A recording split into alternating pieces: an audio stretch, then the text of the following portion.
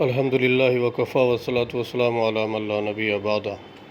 معزز برادران اسلام، محرم الحرام کا مہینہ شروع ہونے جا رہا ہے، چند دن باقی ہیں۔ محرم الحرام سے نئے اسلامی سال کی ابتدا ہوتی ہے۔ سارے مہینے اللہ رب العزت کے ہیں، لیکن اللہ رب العزت نے 12 مہینوں میں سے 4 مہینوں کو محترم ماہ کہا ہے۔ رجب، ذوالقعدہ، ذوالحجہ اور محرم ہیں، اور ان 4 میں سے پھر محرم کو فضیلت ہے۔ نبی کریم صلی اللہ علیہ وسلم کا ارشاد مبارک کہ انہوں نے ماہ محرم کو شہر اللہ کہا ہے، جیسے مساجد میں سے مسجد حرام کو بیت اللہ کہا جاتا ہے۔ نبی کریم صلی اللہ علیہ وسلم نے افضل الصیام بعد رمضان فرمایا کہ رمضان کریم کے روزوں کے بعد سب سے زیادہ محترم اور فضیلت والے روزے ماہ محرم کے ہیں۔ ماہ محرم کا ایک روزہ رمضان کے علاوہ دیگر 30 روزوں کے برابر ہے۔ یہ طبرانی کی روایت بھی ہے۔ اس طرح حضرت ابو ہریرہ رضی اللہ تعالیٰ عنہ سے روایت ہے کہ نبی کریم صلی اللہ علیہ وسلم نے ارشاد فرمایا کہ رمضان کے روزوں کے بعد سب سے بہترین روزے اللہ کے مہینے محرم کے روزے ہیں۔ محرم کا مہینہ بڑی فضیلت والا ہے، اور اس محرم کے مہینے میں تاریخ اسلامی کے بڑے بڑے واقعات رونما ہوئے ہیں۔ محرم الحرام کی ابتدا ہی شہادت حضرت عمر فاروق رضی اللہ تعالیٰ عنہ سے ہوتی ہے۔ حضرت عمر فاروق خلیفہ ثانی، اسلام کے سب سے بڑے حکمران، ان کا انتقال اپنے خالق حقیقی کو جا ملے یکم محرم الحرام کو۔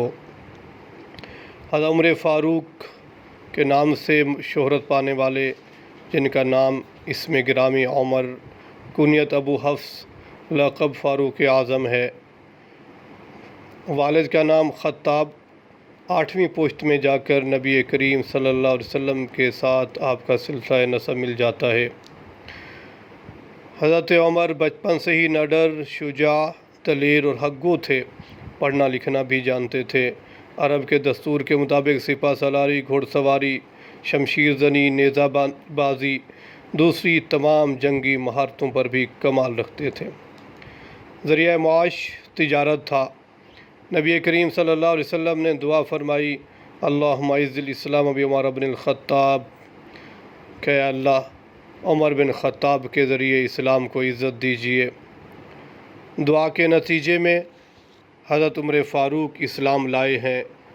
ان سے پہلے 39 لوگ ایمان لا چکے تھے، 40ویں نمبر پر حضرت عمر فاروق ایمان لائے۔ جب حضرت عمر فاروق ایمان لائے ہیں، جبرائیل نے آ کر عرض کیا، یا رسول اللہ صلی اللہ علیہ وسلم، حضرت عمر کے اسلام لانے پر فرشتوں نے خوشی منائی۔ اسلام لانے کے بعد حضرت عمر فاروق کے اسلام لانے کے بعد یہ پہلا موقع تھا کہ مسلمانوں نے بیت اللہ میں جا کر نماز ادا کی۔ حضرت عمر فاروق نے اعلان کیا کہ اب نماز با جماعت بیت اللہ میں ہوگی۔ حضرت ابوبکر صدیق رضی اللہ تعالیٰ عنہ کے انتقال کے بعد آپ مسند خلافت پر فائز ہوئے۔ آپ کا دور تقریباً 10 سال 6 ماہ آپ کا دور خلافت رہا۔ اس دور خلافت میں 22,51,030 مربع میل زمین پر اسلامی خلافت کا پرچم لہرایا۔ نبی کریم صلی اللہ علیہ وسلم نے ارشاد فرمایا تھا کہ آسمان پر کوئی فرشتہ ایسا نہیں جو عمر رضی اللہ تعالیٰ عنہ کی تعظیم نہ کرتا ہو، اور زمین پر کوئی شیطان ایسا نہیں جو عمر سے ڈرتا نہ ہو۔ آپ کے عہد خلافت میں تمام ضروری شعبے وجود میں آئے۔ آپ نے حاکم صوبہ متعین کیے، قاضی متعین کیے، فوج کا محکمہ شروع کیا، محکمہ پولیس، شعبہ خزانہ متعین کیا، منشی، اکاؤنٹ اور نہری نظام بنایا، جیل خانہ جات اور بیت المال کا نظام قائم کیا، سڑکوں کی تعمیر، مؤذنین، معلمین، حفاظ کی عمدہ تنخواہیں کا انعقاد کیا، حرم کی توسیع کی، ائمہ مساجد کی تنخواہیں مقرر کی۔ آپ کے دور خلافت میں 3600 علاقے فتح ہوئے، جن میں 900 جامع مسجد بنائیں اور 400 عام مساجد تعمیر کروائیں۔ یہ حضرت عمر فاروق تعالیٰ عنہ کا بہت بڑا کارنامہ تھا۔ اگر اہم فتوحات پہ نظر ڈالتے ہیں تو 14 ہجری میں دمشق، بصرہ اور بالبکہ کو فتح کیا۔ 15 ہجری میں شرق اردن، یرموک اور قادسیہ کو فتح کیا۔ 16-17 ہجری میں ابوالہواز، مدائن اور ایران کے کئی علاقے فتح ہوئے۔ تقیت، انطاکیہ، حلب اور بیت المقدس بھی اسی سال میں فتح ہوئے۔ 18 ہجری میں نیشاپور، الجزائر فتح ہوئے۔ 19 ہجری کو قیصاریہ، 20 ہجری کو مصر، 21 ہجری کو اسکندریہ اور نہاوند فتح ہوئے۔ ان علاقوں کے عمر فاروق تعالیٰ عنہ نے دورے کیے، کھلی کچہریاں لگائیں، عدل و انصاف عوام کو اور ان کی بنیادی ضرورتیں ان کی دہلیز پر فراہم کیں۔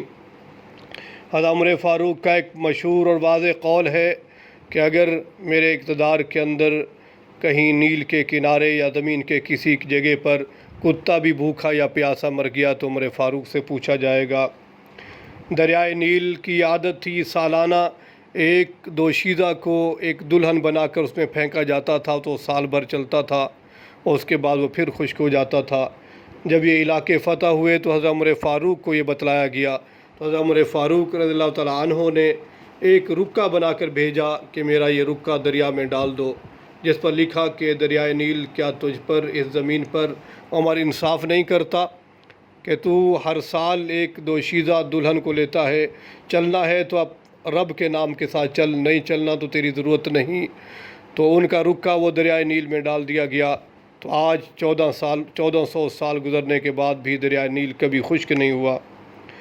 حضرت عمر فاروق کے متعلق غیر مسلم رائٹر نے بہت کام کیا، بہت لکھا، اور یہاں تک کہ غیر مسلم رائٹر نے اپنے حکمرانوں کو بتلایا کہ اگر حکمرانی کرنی ہے تو طرز عمر فاروق اپنانا پڑے گا، اور مسلمانوں سے زیادہ سیرت حضرت عمر فاروق کی غیر مسلموں نے لکھی ہے۔ یہاں تک غیر مسلموں نے لکھا کہ اگر ایک اور مسلمانوں کو عمر مل جاتا تو پوری روئے زمین پر اسلام کا پرچار ہوتا، کوئی غیر مسلم باقی نہ رہتا۔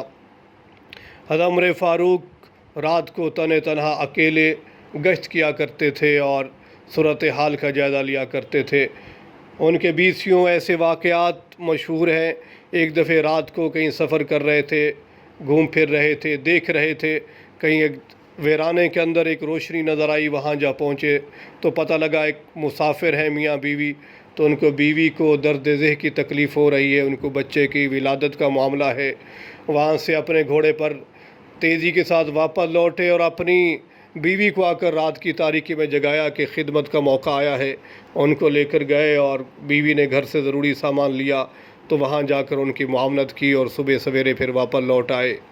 تو حضرت عمر فاروق کی سیرت اور ان کا طرز حکمرانی قیامت تک آنے والے حکمرانوں کے لیے ایک مشعل راہ ہے۔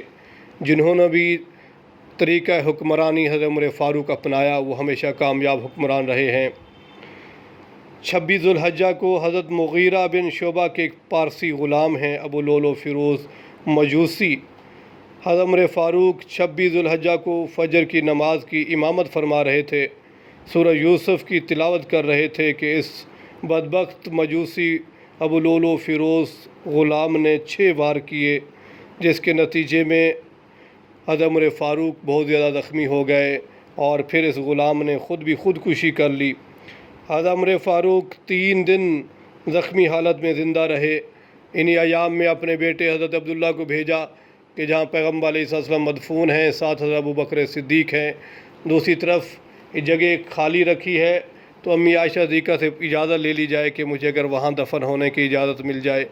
تو جب حضرت عبداللہ گئے ہیں اور پوچھا تو امی عائشہ صدیقہ رو رہی تھیں حضرت عمر فاروق کے انتقال پر، تو انہوں نے فرمایا یہ جگہ تو میں نے اپنے لیے رکھی تھی، لیکن میں اپنے اوپر حضرت عمر فاروق کو ترجیح دوں گی۔